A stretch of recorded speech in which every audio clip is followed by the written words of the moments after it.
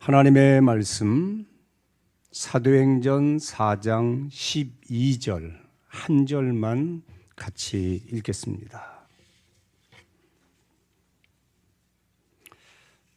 사도행전 4장 12절 같이 봅니다.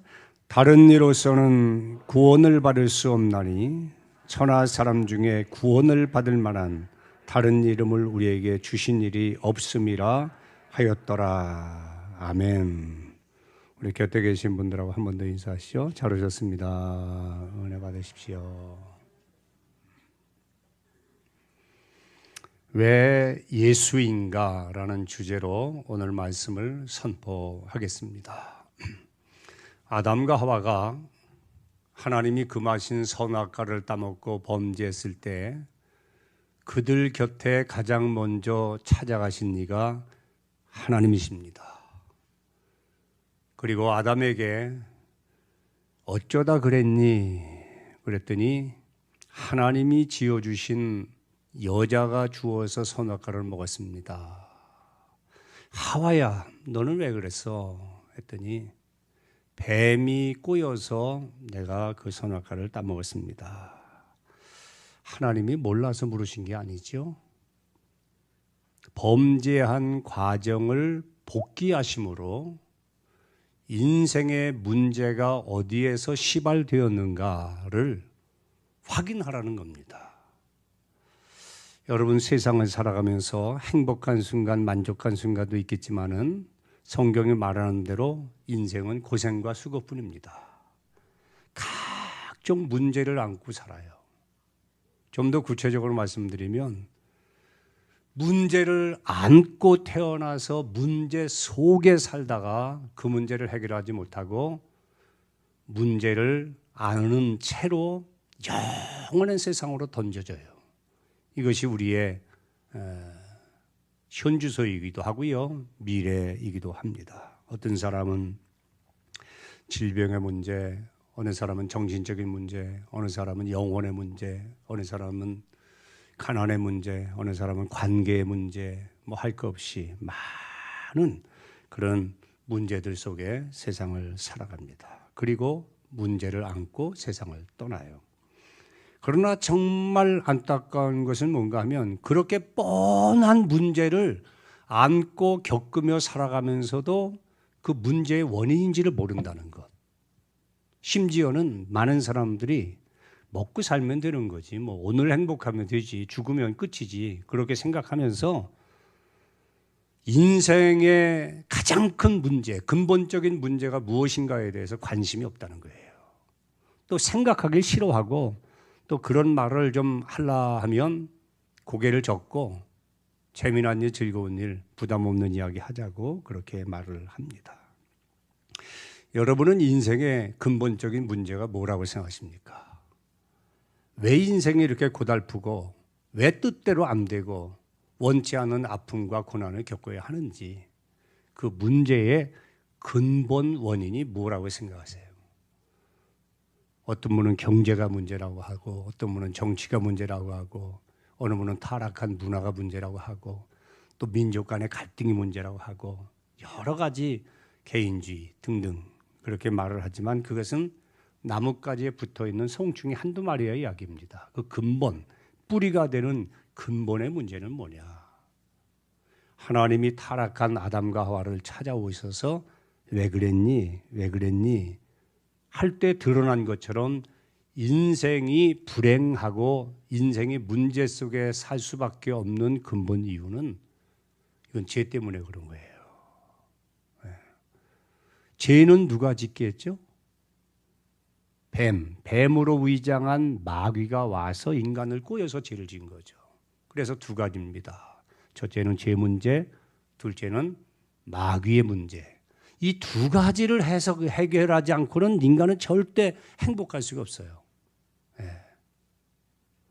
이 두 가지, 죄 문제 그리고 사탄의 문제.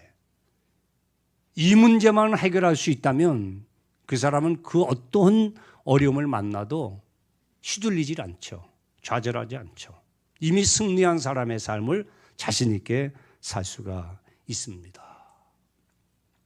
요한복음 16장 8절에 보면 예수님이 직접 이런 말씀하셨어요. 성령이 오시면 성령이 세 가지에 대하여 강력하게 책망하신다. 첫째는 죄에 대해서, 둘째는 의에 대해서, 셋째는 심판에 대해서.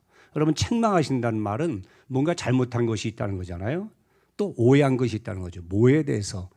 많은 사람들이 죄에 대해서 오해하고 있다는 거예요. 의에 대해서 잘못 생각하고 있다는 거예요. 심판에 대해서 우습게 생각한다는 거예요. 그래서 성령이 오셔서 강력하게 그 사람들을 일깨우기 위해서 세 가지를 책망하신단 말입니다. 그 중에 죄 문제를 여러분 한번 생각해 보십시오. 죄 그러면 우리는 그렇게 생각해요. 도둑질, 거짓말, 살인, 강도, 그걸 죄라고 생각해요. 물론 죄지요. 그러나 그건 죄라기보다는 근본적인 죄가 있음으로 인해서 파생되어지는 나뭇가지에 불과한 거예요. 그 죄 문제를 해결했다고 해서 인간의 기본적인 근본적인 죄 문제를 해결했다, 그렇게 볼 수는 없어요. 뿌리에 문제가 있단 말이에요. 뿌리. 성경이 말하는 것은 무슨 도덕적인 죄, 윤리적인 죄 몇 가지를 이야기하는 게 아닙니다. 인간을 온통 불행하게 만들고 불행도 모자라서 죽은 후에 심판을 받고 영원한 지옥불에 던져지게 만드는 그 죄, 그 죄를 말하는데 그 죄를 원죄라고 그러죠. 원죄. 모든 죄, 허물, 악 이런 것에 근간이 되는, 근본이 되는, 뿌리가 되는 그 죄, 그 죄를 원죄, 그렇게 말을 합니다. 오늘 우리 서정렬 안수 집사님 기도할 때마다 감동이 되는데 얼마나 기도 준비를 많이 했는지 여러분 우리 영이 좀 느끼죠? 제가 서집사님한테, 서집사님 이 세상에는 수백 가지의 성이 있는데 김씨, 이씨, 최씨, 박씨도 있는데 왜 서씨가 되셨습니까? 이렇게 물으면 뭐라고 하실까요? 몰라요. 내가 태어나 보니까 서씨야. 왜? 우리 아버지가 서씨이기 때문에. 그죠? 똑같아요. 그 아버지에게 또 물어보면 우리 아버지가 서씨였기 때문에 그래요. 내가 서씨인 것은 아버지가 서씨, 할아버지가 서씨, 증조할아버지 서씨, 고조할아버지 서씨 쭉 올라가면 아담 할아버지가 서씨는 아니지만, 예? 여하튼 내가 죄인, 내가 원죄를 갖게 된 것은 내 선택이나 내 결정에 의해서 된 것이 아니고 내가 태어나기 전에 또 태어나면서부터 내 안에 원죄가 얹어져 가지고 원죄 때문에 죄인이 된 것이고 죄인이라는 신분 때문에 그 문제를 해결하지 않으면 죄에는 반드시 형벌이 따르니까 그 형벌이 지옥 사망이라는 이야기입니다. 이렇게 심각한 죄가 이게 원죄예요. 그래서 원죄를 많은 분들은 운명적인 죄다 그렇게 말하는 거예요. 여러분 이야기를 하다가 그건 운명이지 뭐 무슨 이야기예요? 어쩔 수 없다는 거잖아요. 내 힘으로 바꿀 수 없다는 거예요. 해결할 수 없다는 거예요. 그렇듯이 우리의 선택과 우리의 결과, 우리 선행과 상관없이 내 것이 되어버리고 나를 영원히 불행하게 만드는 죄, 그 원죄는 운명적인 죄예요. 운명적인 죄. 이렇게 심각한데도 그러나 이상한 것은 뭐냐면은 하나님과 하나님의 말씀인 성경은 그 원죄에 대해서 너무너무 심각하게 다루고 있고 심각한 것을 말씀함에도 불구하고 그 당사자인 인간들은 그 심각성을 못 느낀다는 거예요. 예? 전 뭐 이제까지 목회하고 수많은 사람 만나보면서 원죄 때문에 가슴 아파서 원죄 하면서 회개하는 사람도 못 봤고 그 원죄를 심각하게 생각하는 사람이 없더라고. 예?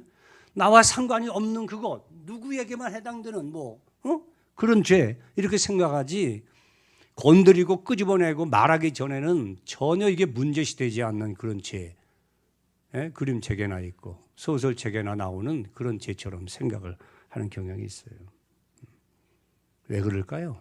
그렇게 심각한데 왜 그럴까요?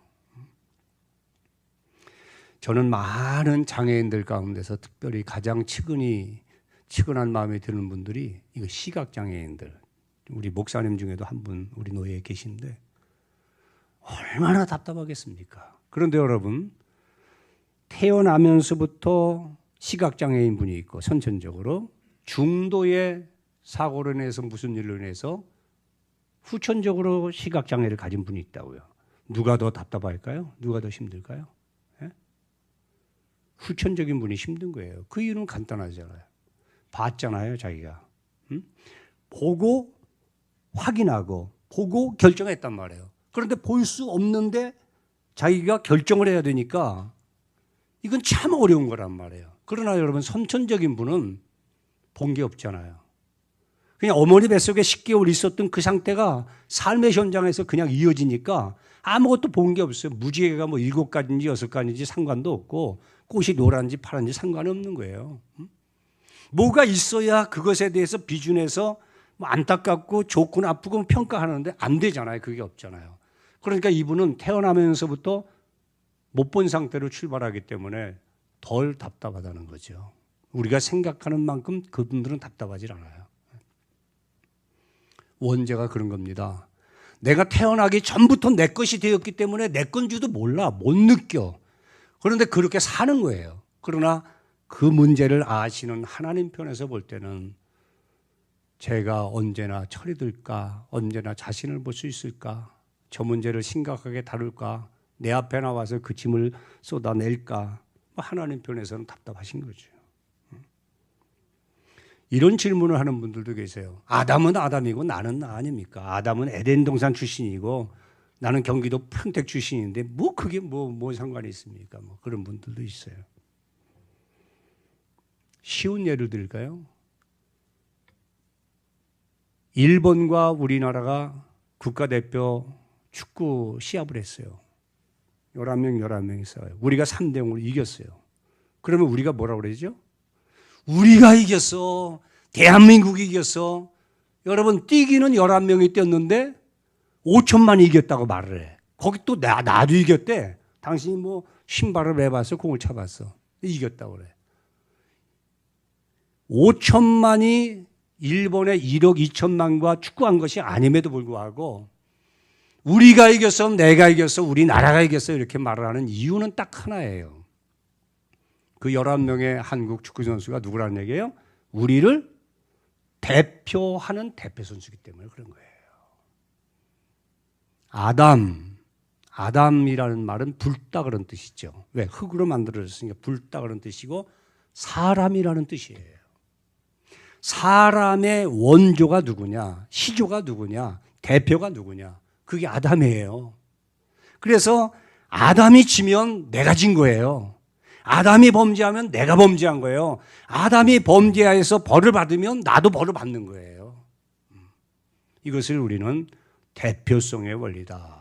그렇게 말하는데 이건 제 얘기가 아니고 성경이 그것을 말씀하고 있어요. 로마서 5장 12절 같이 한번 읽어보실까요? 그러므로 한 사람으로 말미암아 죄가 세상에 들어오고 죄로 말미암아 사망에 들어왔나니 이와 같이 모든 사람이 죄를 지었으므로 사망이 모든 사람에게 이르렀느니라. 한 사람으로 시작되죠. 이게 아담입니다. 아담의 범죄가 곧 나의 범죄가 되어 아담이 사망에 이른 것처럼 나도 사망에 이르게 된다. 우리 교회 정원이 참 아름다운데요. 그 정원 저 한켠에 제가 호박을 6포기를 심어놨어요. 근데 비가 오고 나니까 이제 쭉쭉 뻗어가지고 작은 그 호박이 맺고 꽃이 피고 그렇게 됐어요. 그런데 지난주에 이제 남전도에서 처음 뭐 풀을 깎았잖아요. 깎다가 이제 한 포기의 끝부분을 잘랐더라고 이렇게. 근데 제 팔이 잘린 것처럼 이렇게 막 아픈 거예요. 이게 심은 자만 아는 거예요. 예? 그런데 제가 위로받기는 야, 고개 잘리길 다행이다. 이게 뽑혔으면 어떡할까? 뽑혔으면. 잘린 것은 잘린 거 이유만 죽는 거예요. 나머지는 지장이 없어요. 그러나 그 어떤 사람이 화가 나가지고 이게 뭐야 하면서 그 호박을 뽑았다고 생각해 보십시오. 뿌리째 뽑아보세요. 그러면 호박의 뿌리가 뽑히는 순간에 줄기도 잎사귀도 꽃도 거기 맺혀 있는 작고 큰 모든 호박도 다 죽는 거예요.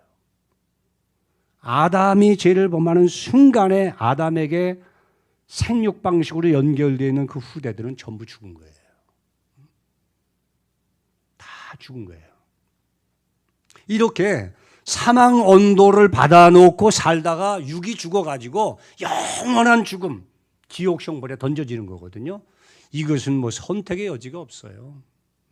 동서고금막론하고 남녀 지식 유무 잘 살고 못 살고도 없고 똑똑하고 미련하고도 없어요. 모든 사람이 다 그와 같은 삶을 살다가 멸망을 당할 수밖에 없어요.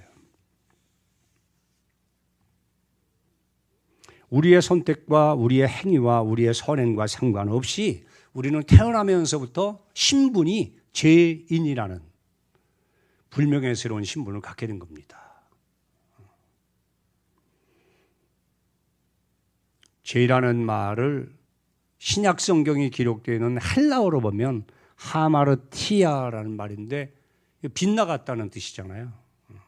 화살이 관역을 꿰뚫어야 되는데 이게 빗나갔다는 거예요. 빗나갔다는 거죠. 좀 풀어서 말하면 세상에 존재하는 모든 피조물은 물건은 다 목적을 가지고 존재하는 거예요. 목적. 그런데 그 목적, 지으신 분의 목적에서 빗나간 상태, 그것을 죄 그렇게 말한단 말입니다. 하나님이 인간을 지으신 목적이 있어요. 이사야 43장 7절 같이 보실까요? 내 이름으로 불려지는 모든 자, 곧 내가 내 영광을 위하여 창조한 자를, 하나님이 자기 영광을 위하여 인간을 창조하셨다는 거예요. 그래서 하나님이 세상 만물을 다 말씀으로 창조하고 짐승을 창조하실 때에는 소는 소의 형상을 따라 소를 만들었어요. 돼지는 돼지의 형상대로, 개는 개의 형상 따라 만드셨어요. 그런데 인간은 사람은 사람의 형상을 따라 짓지 않고 상당히 고차원적인 누구의 형상? 하나님의 형상을 따라, 위에 계신 하나님의 형상을 따라 사람을 지으셨네요.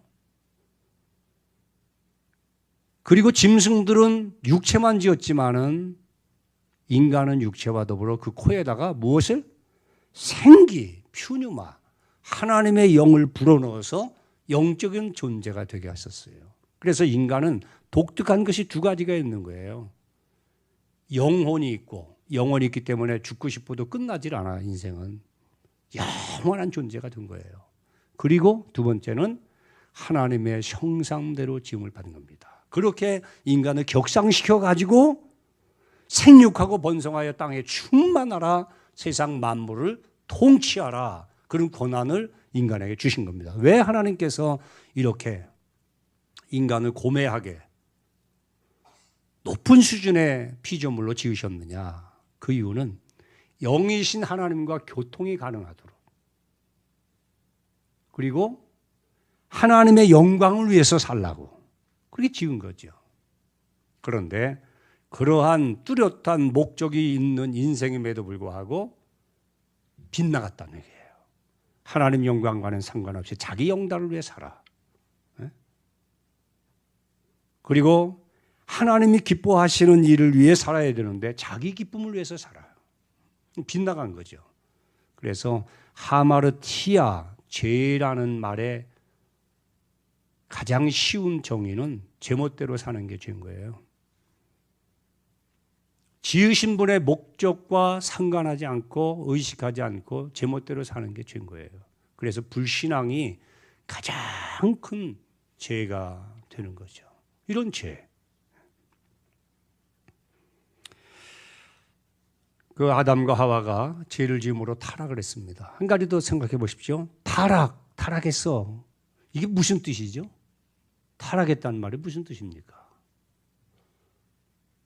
이렇게 뚝 떨어졌다는 얘기예요. 이게 타락이에요. 떨어질 낙자잖아요. 그러면 어디에서 어디로 떨어졌다는 얘기냐?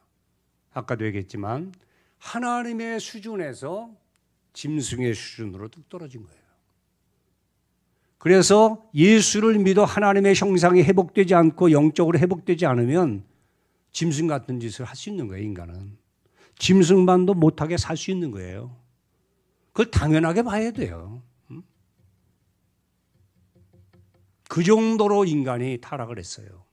그래서 예레미야에서 보면 심히 부패한 것 중에 가장 부패한 것이 뭐냐? 인간의 마음이다 그랬어요. 하나님이 그렇게 규정을 하셨단 말입니다. 무슨 생각을 품고 있는지 어떻게 알아요? 여러분들 하루를 살면서 그 마음을 보니, 마음을 보시는 하나님 보실 때 인간의 마음처럼 독하고 악하고 추악하고 추접하고 더러운 존재가 없다는 거지.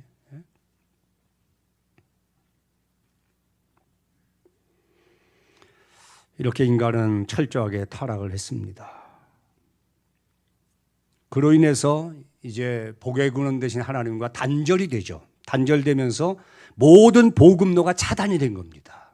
모든 신령하고 기름진 모든 복이 하나님께로부터 오는데 그게 차단된 거예요. 끊어졌어요. 이사야 59장 1절 2절 같이 읽겠습니다. 여호와의 손이 짧아 구원하지 못하심도 아니요 귀가 둔하여 듣지 못하심도 아니라 오직 너희 죄악이 너희와 너희 하나님 사이를 갈라놓았고 너희 죄가 그의 얼굴을 가리워서 너희에게서 듣지 아니하게 함이니라. 이 죄 문제를 해결하지 않으면 항상 하나님과 원수된 관계에 사는 거예요. 자, 그렇다면 죄 문제를 해결하는 방법은 뭐냐? 인류 역사를 보면 이 같은 심각한 문제, 죄 문제, 죽음의 문제, 죽음 이후의 영생의 문제 등에 대해서 고민을 한 사람들이 있었어요. 많지는 않지만 몇몇 사람들이 있었어요. 우리는 그분들을 철학자 또는 선각자 그렇게 말을 하죠. 이분들은 대단히 귀한 분들이에요. 왜? 대부분의 사람들이 먹고 마시고 즐겁게 사는 것으로 많은 관심을 쏟고 있는데 이 사람들은 그것을 초월해서 형이 상학적인 인생이 어디서 와서 왜 살다 죽으면 어디로 가는가 이에 대해서 고민을 했거든요. 그리고 그 죽음의 문제, 영벌의 문제를 해탈하고 해결하고 극락세계에 갈 수 있는 길이 뭘까? 영생의 길이 뭘까? 그것을 고민하고 연구하고 수행하고 고행하고 그것을 글로 써내고 후학들에게 가르치고 했으니까 이 사람들은 참 인류에 크게 공헌한 사람들이에요. 그러나 안타깝게도 그분들은 다 죽었죠. 대표적인 분이 석가모니는 죽어서 인도의 능수 해안에 그 무덤이 있어요. 공자는 중국 장평양에 있고 또 마호멧 3대 성인 이야기하면 마호멧은 죽어서 사우디아라비아 메카에 그 무덤이 화려하게 있어요. 많은 사람들이 그분들의 가르침에 이렇게 감동이 돼가지고 그분들을 추종합니다. 그분들이 처음부터 종교를 만든 건 아니에요. 그러나 추종자들이 그것을 구체화하고 종교화해가지고 불교, 유교, 이슬람교 그런 교를 만든 거죠. 그리고 하나님의 말씀인 기독교를 거기다 끼워 넣어가지고 기독교 이렇게 희석을 시킨 거죠. 똑같은 것 중에 하나인 것처럼 했죠. 여러분, 기독교는 종교에 얽매이는 종교가 아닙니다. 종교라고 부르는 자체도 마음에 들질 않아요. 그래서 훗날에 그 추종자들이 종교를 만들고 종교를 만들어서 종교 행위를 계속하다 보니까 성향이 맞는 거가 있잖아요. 그래서 그것을 정해서 나는 불교인, 나는 유교인, 나는 뭐 이슬람교인 하면서 그래서 이제 신봉을 하면서 그들 스스로가 그렇게 말하죠. 열심히 정성껏 잘 종교생활 하면 좋은 데 간다. 그럴까요? 여러분, 그렇게 되는 겁니까? 예? 세상 사람들이 그렇게 얘기해요. 예수 믿고 구원 받으십시오. 교회 나오십시오. 그러면 아이고, 이 예수 믿는 사람들, 교회 다니는 사람들, 이거 사회성이 너무 없고 대화가 안 되는 사람들, 꼭 예수만 얘기하고 교회만 고집하고 여러 종교 다 존중해야지. 그중에 자기가 믿고 싶은 거 믿는 거지 뭐 종교의 자유가 있잖아 하면서 우리를 반격하는 분들이 있죠. 그러나 우리가 오늘 본문도 천하 인간의 구원 얻을 만한 다른 이름을 예수 외에는 주신 일이 없다. 믿으시죠? 왜 우리가 예수를 이야기하죠? 이런 이야기를 드릴 수 있어요. 어느 사람이 처음 가는 길을 가다가 길을 잃어버렸어요. 그런데 마침 보니까 네 사람이 있는 거예요. 네 사람. 몇 명이요? 네 사람. 네 사람이 있어요. 더 가까이 가서 보니까 세 사람은 죽었어. 한 사람만 산 거야. 세 사람은 죽고 한 사람만 살아있어. 그럼 여러분은 누구에게 길을 물으시겠어요? 네? 죽은 사람이라고 생각하는 분도 계신 것 같아. 100이면 100 다 산 사람에게 묻죠. 예수님은 죽었다가 살아나신 분이에요. 그분만이 길이에요. 답이에요. 세상 종교를 보면 자꾸만 뭔가 하라는 거야. 자꾸 하라는 거예요. 착하게 살아라, 좋은 일 하라, 공을 쌓아라. 천주교의 교리 중에 하나가 공덕 축적설이잖아요. 사람이 죽으면 연옥에 갔다가 그와 관계된 식솔들이 지상에서 선한 일을 많이 하고 많이 빌면 그 공이 척척척척척 이렇게 정립이 돼가지고 어느 정도 되면 뿅 하고 천당으로 올라간다는 교리거든요. 올라가는 거 보셨어요?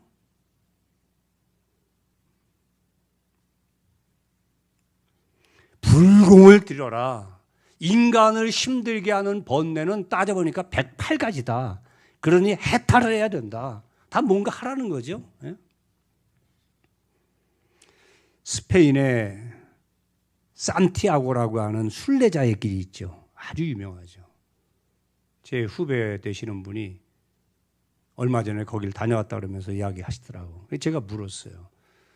그 어려운 순례길을 침묵하면서 쭉 다 완주했는데 느낀 게 뭐냐 그랬더니 형님 생각이 깊어지대요. 그래. 내 말을 안 했어요. 그 생각이 깊어지면 어떻게 되는 거예요? 에? 되는 거예요? 생각이 깊어지면 죄 문제도 해결되고 죽음의 문제, 심판의 문제 다 해결되는 거예요? 그리고 다시 원위치. 그냥 먹고 사는 거래. 얼마에 사는 거예요. 저 중국, 티베트 쪽에 차마고도라고 아시죠? 거기도 유명한 순례길이에요.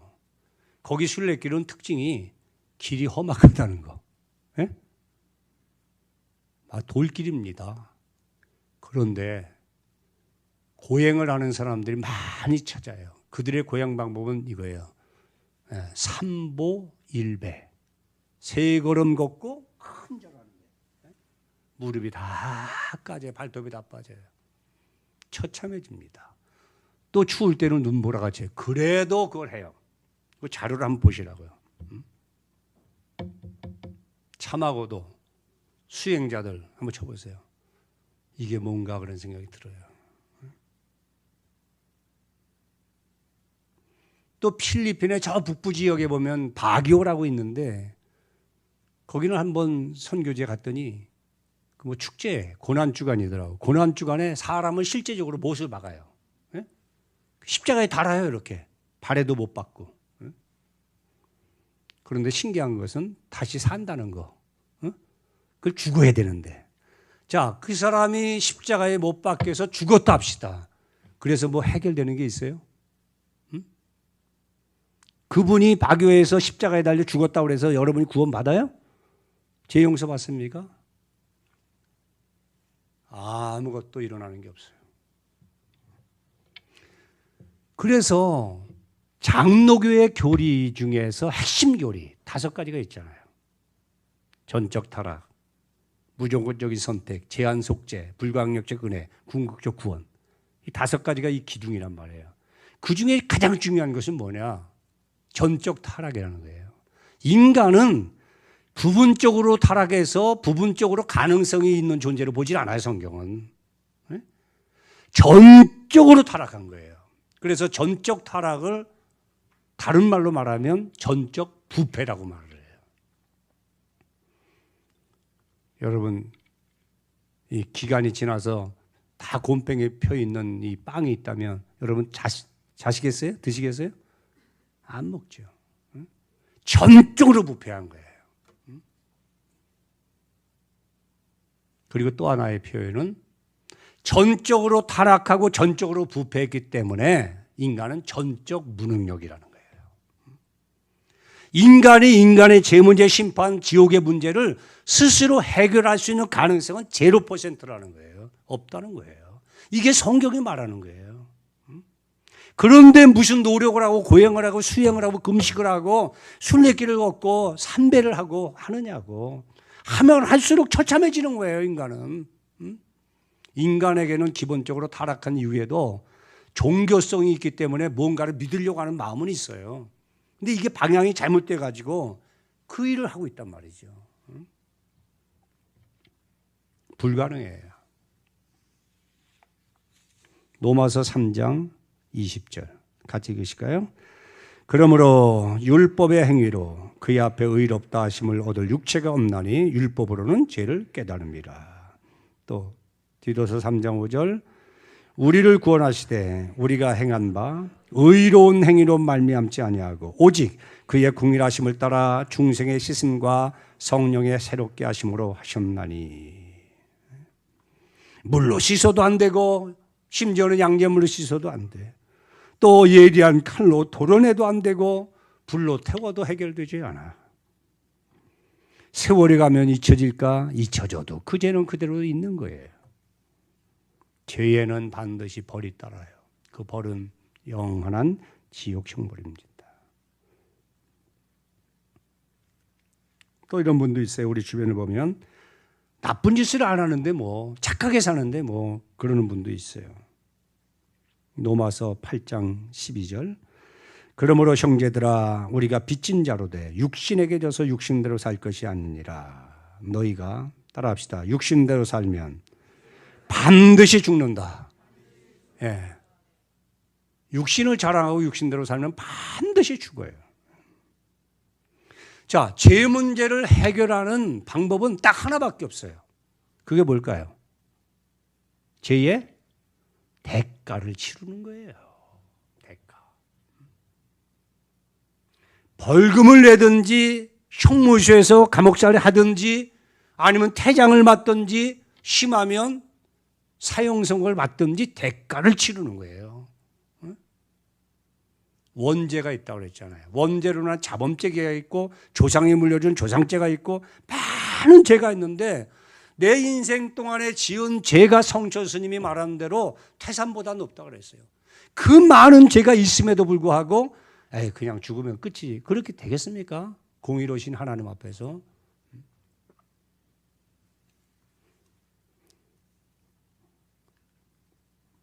죄에는 대가가 따르는데 그 대가가 만만치가 않습니다. 네 구절의 성경을 보실까요? 자, 위에 것을 볼게요. 창세기 2장 14절, 17절.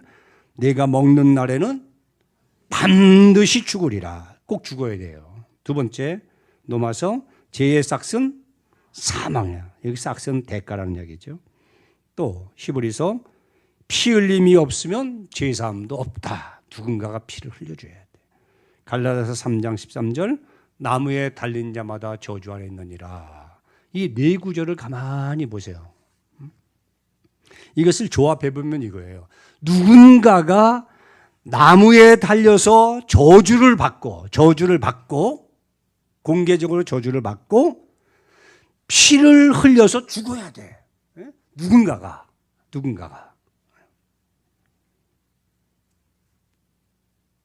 예. 문제에 대한 해결책은 알았는데 그러할 사람이 누가 있어요? 그럴 대상이 없잖아요. 여러분, 이 식물은 피가 없어요. 그리고 우리를 대속할 수 없어요. 동물은 피는 있지만 격이 달라. 인간의 격과 달라. 안 돼요. 천사 거룩하죠. 그러나 영물이에요. 그래서 육체가 없기 때문에 죽을 수도 없고 피를 흘릴 수도 없어요. 대속이 안 돼요. 사람의 죄는 사람만이 대속하는 거예요. 그런데 단 죄가 없어야 돼. 그러니 문제도 알고 답도 알았는데 답을 낼 만한 사람이 없어. 그래서 오신 분이 누굽니까? 예수님이 오신 거예요. 예수님은 오실 수밖에 없고 오셔야만 해.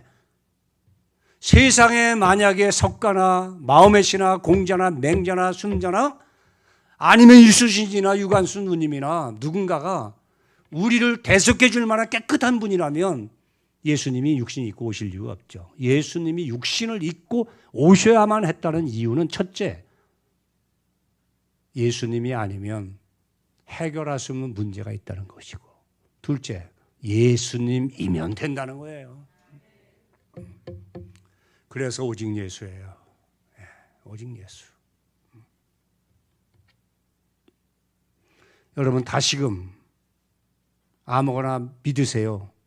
아무거나 믿으세요. 당신 취향대로 믿으세요. 그렇게 말할 수 있겠어요? 오직 예수인 사람들이 그렇게 말할 수 있냐고. 그렇게 말을 하신다면 그분은 안타깝게도 예수와 상관이 없는 사람일 거예요. 그렇게 말할 수가 없어요. 2000년 동안 예수님이 오실 것에 대해서 예언을 하셨어요. 아까 서두에 그 뱀 이야기를 좀 했잖아요. 뱀에게 이렇게 하나님 말씀하십니다. 너는 저주를 받아 배로 기어다니며 흙을 먹을 것이다. 그리고 의미심장한 말씀하셨죠. 내가 너로 여자의 후손과 원수가 되게 하리니 여자의 후손은 너의 머리통을 깨뜨릴 것이고 너는 여자의 후손의 뒤꿈치를 상하게 할 것이다. 그 여자의 후손이 누굽니까? 여자의 후손으로 오시는 예수님을 말하는 거잖아요. 이미 타락했을 때부터 예수거든. 그렇게 상징적으로 비유적으로 말씀하시다가 그분이 때가 되매 마리아의 몸에서 탄생을 하신 거예요. 정혼하고 동침하기 전에 성령으로 잉태하여 인간의 원죄를 피해서 온전한 인간으로 오셨단 말이에요. 그렇기 때문에 디모데전서 2장 5절 말씀 그대로 하나님과 인간 사이에 중보자는 예수님 한 분밖에 없습니다. 크게 아멘 하십시다. 큰일 났네. 설교가 아직 2장이 더 남았는데 여기서 끝맺음을 할게요. 여러분, 이런 이야기예요. 교회 나가는 것을 하나의 종교로 생각하고 신앙생활을 덜렁덜렁 왔다 갔다 하는 것으로 나 기독교인이야 이렇게 말하면 안 된다는 얘기예요. 너무나 기본적인 이야기를 제가 한 거예요. 그러나 기독교의 틀을 잡는 매우 중요한 이야기를 한 거예요. 응? 여러분이 교회에 와서 세상에서도 들을 수 있는 이야기를 들으리라고 생각하시면 안 돼요. 교회는 교회만으로 주는 떡이 있어야 돼요. 그 떡이 베들레헴, 신령한 떡이신 예수님이에요. 예수님을 만나야, 예수님을 먹어야 배가 부른 거예요. 예수님을 마셔야 해갈이 되는 거예요. 그래서 오늘 교동문에도 어찌하여 양식 아닌 것을 위해서 은을 달아주고 영생치 못하는 것을 위해 수고하느냐. 내가 맺은 언약을 너희는 붙들어라. 그 언약이 예수님인데 예수님을 꼭 마음에 모시고 그 예수님으로 행복하게 살아가는 저와 여러분 되기를 주의 이름으로 축복합니다.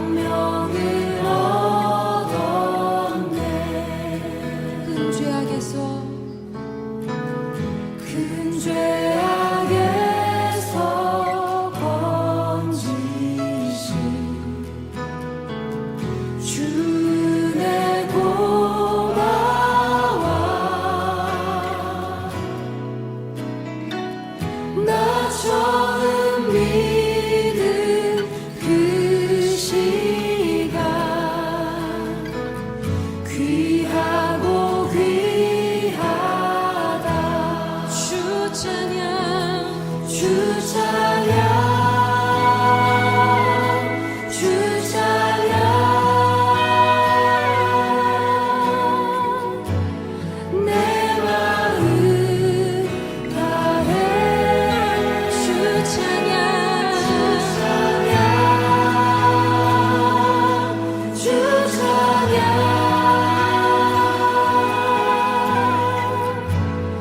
내 생명 다해. 다시 한번 나 같은 죄인 살리신 나 같은 죄인 살리신 주의 놀라와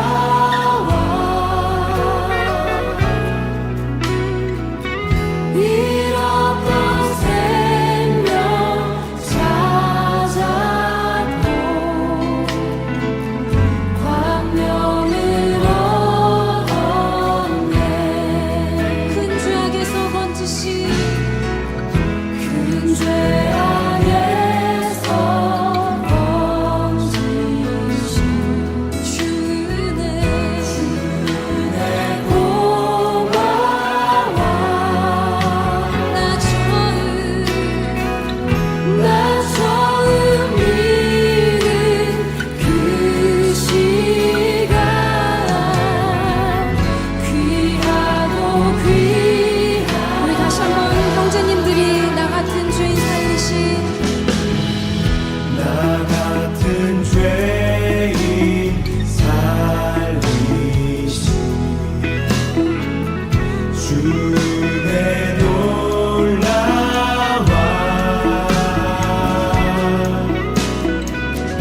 잃었던 생명